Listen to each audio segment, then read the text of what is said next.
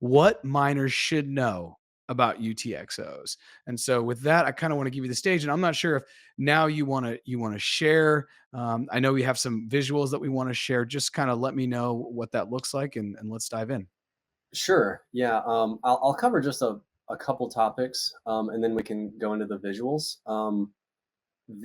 I think just for starters, it's good for people that are less familiar with the concept, just to talk about what UTXOs are and what their purpose is in the system.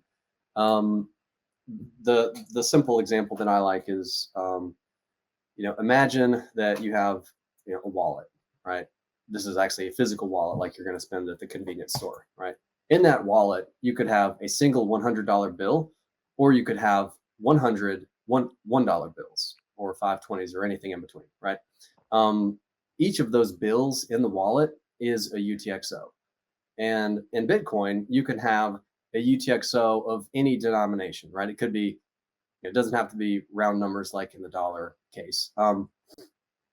And just to use an example, when you spend, like, let's say you want to buy something for $97 at the convenience store, you got some gas and a few snacks with. If you have $100 bill, you can give you can transact with that $100 bill.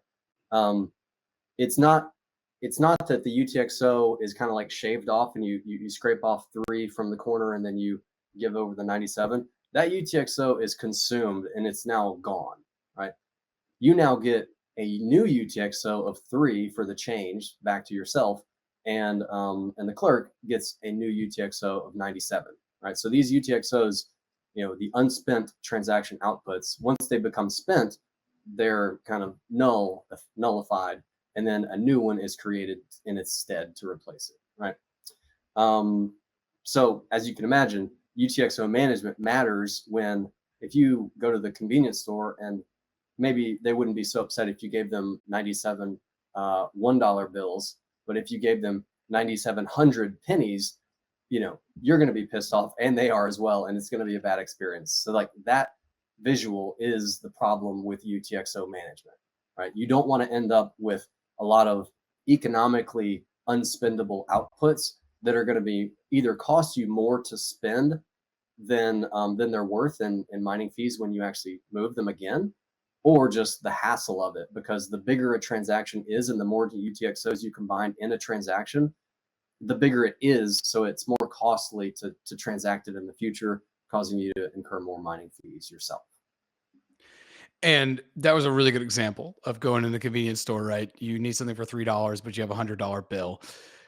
Can you now translate that into actual real world stuff? Real world, not stuff. A real world example that you've seen with a client, or you've seen with a miner specifically, where you're, because I'm assuming we're talking eventually about hundreds of thousands of dollars if it's at a certain miner, just because things are the way they are now.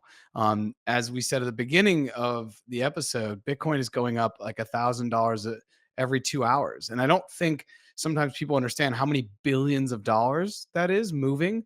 And I checked Coin Market Cap earlier, right before we recorded, not only for the price, but to look at the amount that's been moved today, and it's over 100 and I think $10 billion or something like that. So we're talking massive amounts. So, anyways, use that dollar. $3 in a convenience store, but only have a $100 bill. What are some things that you've seen with miners specifically, or another client, but probably with miners?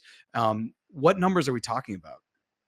Well, from some real world examples, there are, one way that I like to think about miners is they're kind of like the ultimate DCA strategy is mining, right?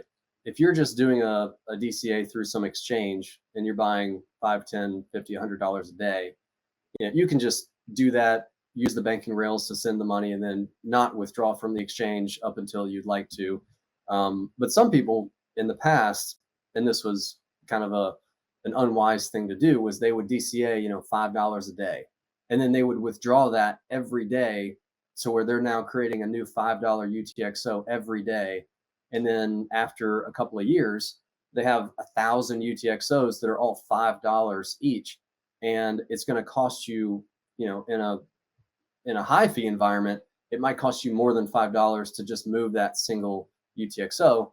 And in a low fee environment, it's still going to be a non-negligible percentage of the value of that single UTXO to consolidate it, So this happens both with miners and exchanges. One of the back in the 2017 market, there was a one example I recall from Coinbase where just because they're more retail facing and just have a lot more on-chain activity than someone like us would have, they had, I think it was $18 million worth of, economically unspendable, essentially dust wallets and UTXOs.